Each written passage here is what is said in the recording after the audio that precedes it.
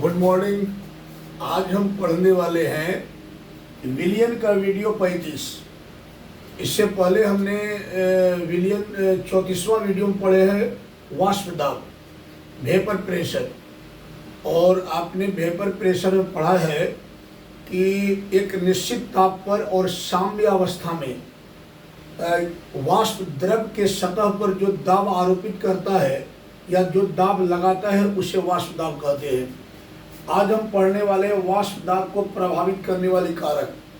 वाष्प दाब को P0 से दर्शाते हैं। तो वाष्प दाब को प्रभावित करने वाले कारक कौन कौन सब है, ध्यान से समझेंगे। देखो, वाष्प दाब को प्रभावित करने वाले पहला कारक है बर्तन या पात्र का आकार या आकृति। अगर बर्तन बड़ा हो तो वाष्प दाब ज़्यादा बनेगा, और यदि बर्तन छोटा हो तो वाष्प दाब कम बनेगा। ऐसा बात नहीं है। वाष्प दाब बर्तन या पात्र के आकृति पर डिपेंड नहीं करता है, क्योंकि दाब का मतलब क्या होता है, प्रति एकक क्षेत्रफल पर लगने वाला बल। इसलिए बर्तन बड़ा हो या छोटा हो, वाष्प दाब का मान नहीं बदलेगा। अर्थात वाष्प दाब बर्तन या पात्र के आकार या आकृति पर निर्भर नहीं करता है। ध्यान से समझोगे। पहला फैक्टर है बर्तन या पात्र का आकार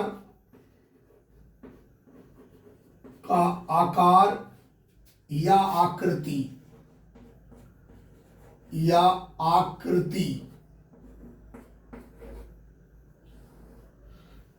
बर्तन या पात्र का आकार या आकृति मतलब अगर आप बर्तन को बड़ा ले लें या छोटा ले लें, वाष्प दाब के मान में चेंज नहीं आएगा, क्योंकि वाष्प दाब बर्तन के आकार या आकृति पर निर्भर नहीं करता है।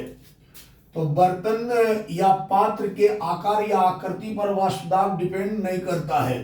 ठीक है, तो मैंने पहला फैक्टर लिखा है बर्तन या पात्र का आकार या आकृति। आप यहां लिख सकते हैं वाष्प दाब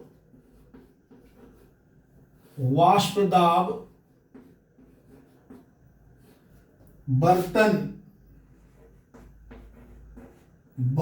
के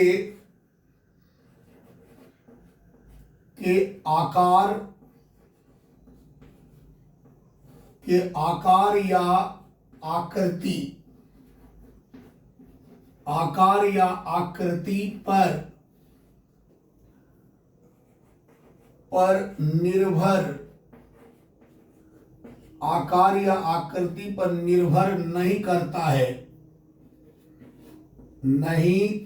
है। मतलब बर्तन छोटा हो या बड़ा हो, उस पर वाष्प दाब निर्भर नहीं करेगा, क्योंकि यार दाब का मतलब होता है प्रति एकक क्षेत्रफल पर लगने वाला बल। इसलिए क्षेत्रफल कितना बड़ा हो या छोटा हो, मतलब बर्तन कितना बड़ा हो या छोटा हो, वो तो एकक क्षेत्रफल पर दाब तो उतना ही लगेगा। इसलिए वाष्प दाब बर्तन के आकार या आकृति पर निर्भर नहीं करता है। तो पहला फैक्टर हुआ बर्तन या पात्र का आकार या आकृति। दूसरा फैक्टर है ताप। दूसरा फैक्टर क्या है, ताप। देखो, अगर आप किसी द्रव को बंद पात्र में रखकर टेम्परेचर बढ़ा दो तो वाष्प दाब बढ़ जाएगा, और टेम्परेचर घटा दो तो वाष्प दाब घट जाएगा। क्यों? क्योंकि किसी बंद पात्र में द्रव को रख करके जब आप ताप बढ़ाते हो तो उस द्रव का उष्मीय ऊर्जा बढ़ने लगता है। उष्मीय ऊर्जा बढ़ने से उस द्रव के कणों की काइनेटिक एनर्जी बढ़ने लगती है, और काइनेटिक एनर्जी बढ़ने से उसका वाष्प दाब बढ़ने लगता है। और यदि टेम्परेचर कम कर दोगे तो द्रव का उष्मीय ऊर्जा कम हो जाएगा। उष्मीय ऊर्जा कम होने से द्रव के कणों की काइनेटिक एनर्जी कम हो जाएगा। काइनेटिक एनर्जी मतलब गतिज ऊर्जा। जिससे द्रव के कणों का वाष्प दाब कम होगा। तो यहां पर आप लिख सकते हैं ताप बढ़ने पर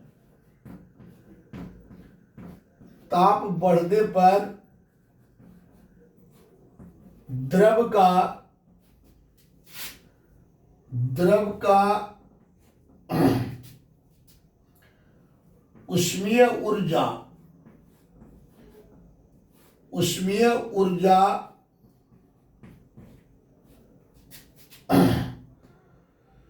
ताप बढ़ने पर द्रव का उष्मीय ऊर्जा बढ़ता है जिससे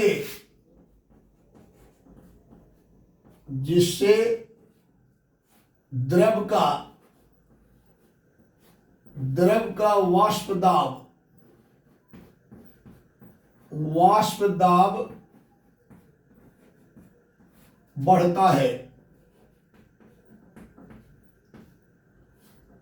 वाष्प दाब बढ़ता है। आप इसको ऐसे भी लिख सकते हैं, अर्थात अगर आप ताप बढ़ाओगे, ये ताप बढ़ने का सिंबल है, तो द्रव का उष्मीय ऊर्जा बढ़ेगा,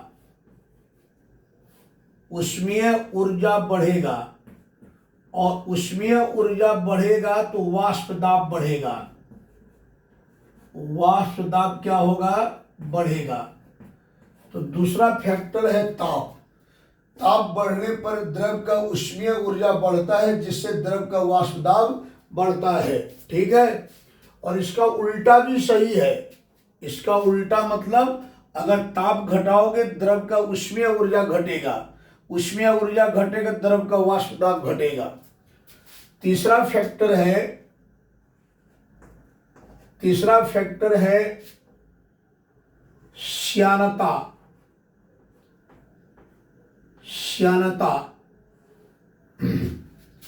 श्यानता को अंग्रेजी में विस्कोसिटी कहते हैं। विस्कोसिटी। देखो बेटा, ध्यान से देखोगे, श्यानता का मतलब होता है गाढ़ापन। जो द्रव ज्यादा गाढ़ा होगा उसका वाष्प दाब कम होगा, और जो द्रव पतला होगा जिसका श्यानता कम होगा वो उस द्रव का वाष्प दाब अधिक होगा। इसका मतलब वाष्प दाब श्यानता का इन्वर्सली होता है। ठीक है। क्यों ऐसा होता है? क्योंकि जिस द्रव का श्यानता ज्यादा होता है वह द्रव ज्यादा गाढ़ा होता है। श्यानता का मतलब ये होता है गाढ़ापन। जो द्रव का श्यानता ज्यादा है इसका मतलब वह द्रव ज्यादा गाढ़ा है, और द्रव ज्यादा गाढ़ा होने से उनके बीच आकर्षण बल ज्यादा होगा, उनके कणों के बीच आकर्षण बल ज्यादा होगा, और आकर्षण बल ज्यादा होगा तो काइनेटिक एनर्जी कम होगा, तो वाष्प दाब कम बनेगा। और जिस द्रव का श्यानता कम होगा मतलब कम गाढ़ा होगा, उनके कणों के बीच आकर्षण बल कम होगा, और आकर्षण बल कम होगा तो काइनेटिक एनर्जी ज्यादा होगा, तो वाष्प दाब ज्यादा होगा। तो आप यहां लिख सकते हैं अधिक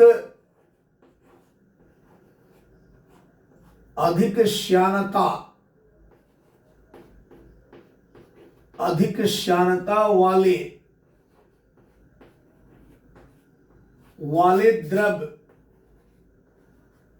द्रव का वाष्प दाब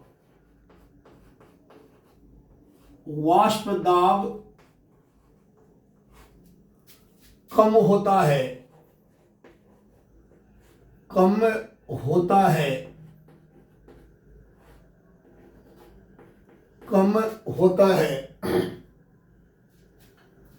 तथा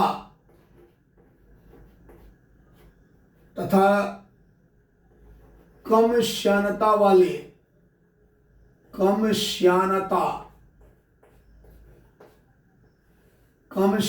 वाले द्रव का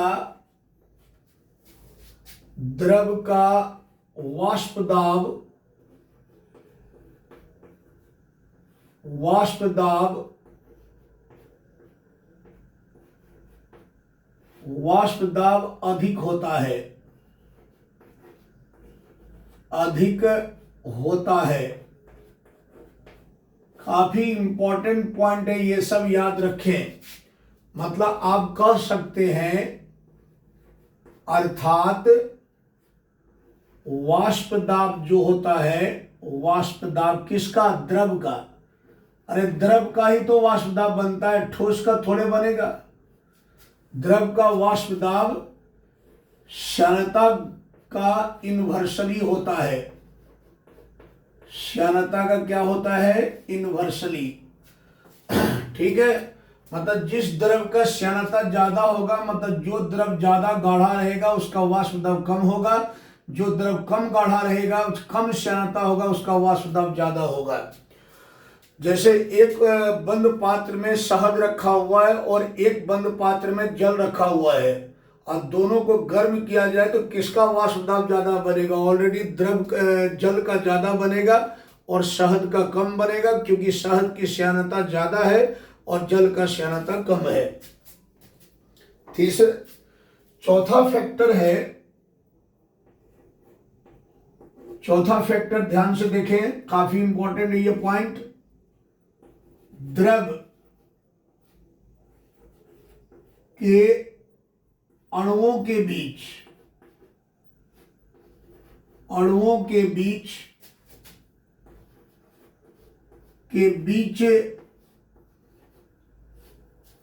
एच बॉन्ड, एच बॉन्ड मतलब हाइड्रोजन बॉन्ड या आकर्षण बल, या आकर्षण बल। ठीक है, देखो द्रव के अणुओं के बीच, जिस द्रव के अणुओं के बीच एच बॉन्ड ज्यादा होगा या आकर्षण बल ज्यादा होगा, उस द्रव का वाष्प दाब कम होगा, और जिस द्रव के अणुओं के बीच हाइड्रोजन बॉन्ड कम होगा या आकर्षण बल कम होगा, उसका वाष्प दाब ज्यादा होगा। क्यों? ये तो कॉमन सेंस की बात है। अगर द्रव के अणुओं के बीच हाइड्रोजन बॉन्ड ज्यादा है, हाइड्रोजन बॉन्ड क्या है? एक आकर्षण बल है, ज्यादा है, तो द्रव का अणु चिपका रहेगा आकर्षण बल ज्यादा होने से, तो वाष्प दाब कम होगा। लेकिन यदि द्रव के अणुओं के बीच हाइड्रोजन बॉन्ड कम है, तो द्रव का अणु हाइड्रोजन बॉन्ड कम होने से आकर्षण बल कम होगा, द्रव का अणु दूर दूर होगा, तो उसका वाष्प दाब ज्यादा होगा। तो यहां पर ज्यादा नहीं लिखना है, यहां पर आपको केवल इतना लिखना है वाष्प दाब। वाष्प दाब को आप लिख सकते हैं vapour pressure. Vapour pressure inversely होता है 1/, वेपर प्रेशर इन्वर्सली होता है द्रव के अणुओं के बीच, अणुओं के बीच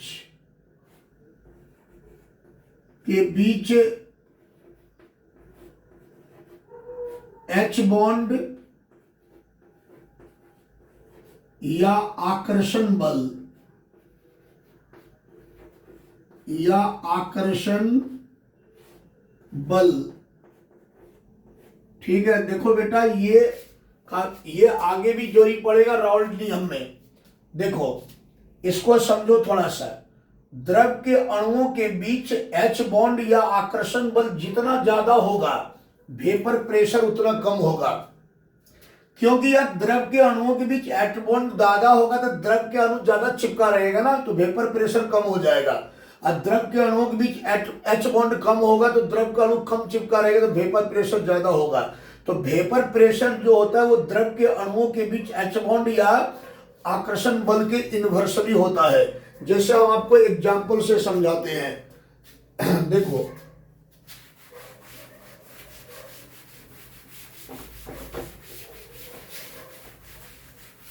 जैसे आपको कह देगा, जैसे एक द्रव में आपको जल दे देगा H2O, और एक द्रव में आपको दे देगा इथेनॉल C2H5OH। बताओ ये क्या है? ये तो आपका वाटर है, मतलब जल है, ये जल है। और ये है इथेनॉल, इथेनॉल या आप इथाइल अल्कोहल कह सकते हैं।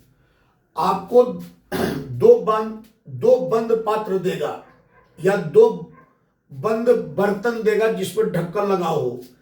एक में जल दे देगा और एक में दे देगा इथाइल अल्कोहल बराबर अमाउंट में, और पूछेगा बताओ कि किसका वेपर प्रेशर ज्यादा होगा। तो ये पता कैसे चलेगा कि जल और इथेनॉल में किसका वाष्प दाब ज्यादा होगा? ये पता चलेगा H बॉन्ड से। जल के अणुओं के बीच H बॉन्ड ज्यादा है कि इथेनॉल के अणुओं के बीच H बॉन्ड ज्यादा है। जिनके अणुओं के बीच H बॉन्ड ज्यादा होगा उसका वेपर प्रेशर कम होगा, क्योंकि वेपर प्रेशर जो होते हैं वो द्रव के अणुओं के बीच H बॉन्ड या आकर्षण बल का इन्वर्सली होता है। तो बेटा आपने 11th में पढ़े हो कि जल के अणुओं के बीच हाइड्रोजन बॉन्ड होता है। कौन बॉन्ड होता है? Hydrogen bond. जल के अणुओं के बीच हाइड्रोजन बॉन्ड होता है, और इनके भी अणुओं के बीच क्या होता है? हाइड्रोजन बॉन्ड होता है C2H5OH। इनके भी अणुओं के बीच कौन सा बॉन्ड होता है? हाइड्रोजन बॉन्ड होता है।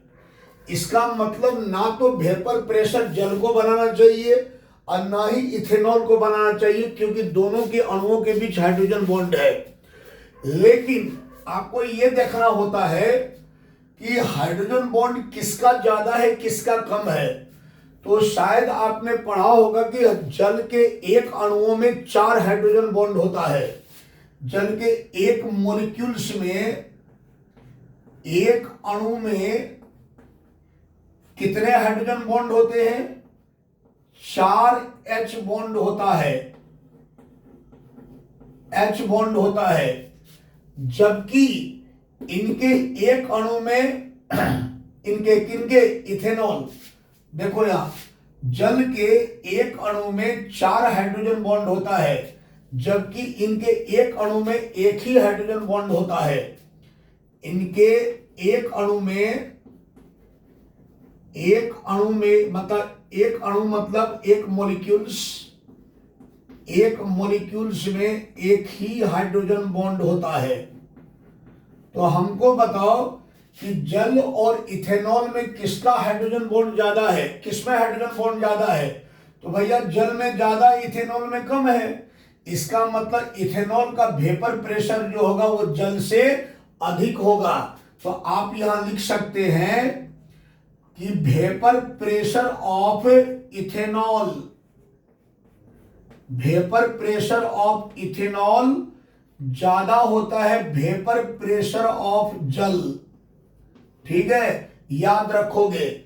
इथेनॉल और जल में इथेनॉल का वेपर प्रेशर ज्यादा होता है, जल का कम होता है, क्योंकि इथेनॉल के अणुओं के बीच हाइड्रोजन बॉन्ड कम होता है, जल के अणुओं के बीच हाइड्रोजन बॉन्ड ज्यादा होता है। और हाइड्रोजन बॉन्ड ज्यादा होगा तो वेपर प्रेशर कम होगा, हाइड्रोजन बॉन्ड कम होगा तो वेपर प्रेशर ज्यादा होगा। आई होप कि आपको ये वीडियो समझ में आया होगा।